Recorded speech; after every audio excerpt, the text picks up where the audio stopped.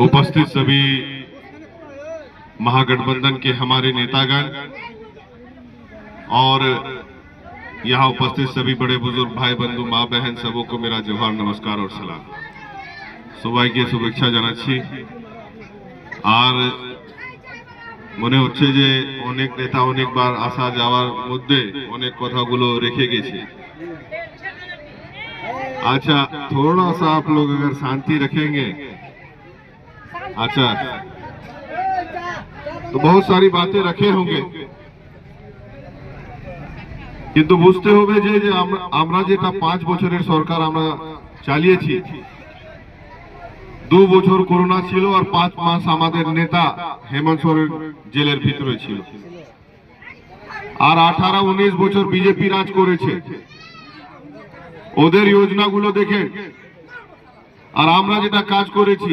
Election আগে আমরা বলেছিলাম যে আবাস দিব, পেনশন দিব, রাশন দিব, সবটা কাজ হয়েছে। बिजली बिल माफ হয়েছে, কৃষি ঋণ মাফ হয়েছে, 200 ইউনিট ফ্রি বিজলি যোজনা চলছে। মেয়ে ছেলেদের জন্য পড়াবার জন্য আপনার সাবিত্রীবাই কিশোরী যোজনা চলছে। আরো অনেক বলতে পারবো।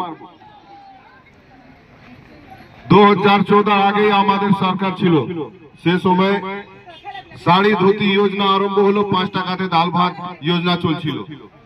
তারপরে বিজেপি সরকার আসলো আর সেটা যোজনাগুলোকে বন্ধ করে দিল। যদি আবার বিজেপি সরকার আসতে গেলে আমরা গ্যারান্টি নিতে পারবো না যে যে যোজনাগুলো এক্ষুনি চলছে সেটা আগে চলবে। কেন কিছুদিন আগেই একটা হাইকোর্টে পিটিশন দেওয়া হয়েছিল বিজেপিদের জন্য, বিজেপির নেতারা দিয়েছিল যে মাইয়া সম্মান যোজনাকে বন্ধ করাবার জন্য, কিন্তু হাইকোর্ট ডিসিশন দিল যে যোজনাটা বন্ধ হবে না। তাহলে আপনাকে বুঝতে হবে, এক্ষুনি বলছে যে গোগো দিদি যোজনা নামে একটা যোজনা করে বলছে যে ইলেকশন পরে 2100 টাকা দিবে, কিন্তু সেটার গ্যারান্টি নেই, ইলেকশন বাদ বলে দিবে জুমলা আছে।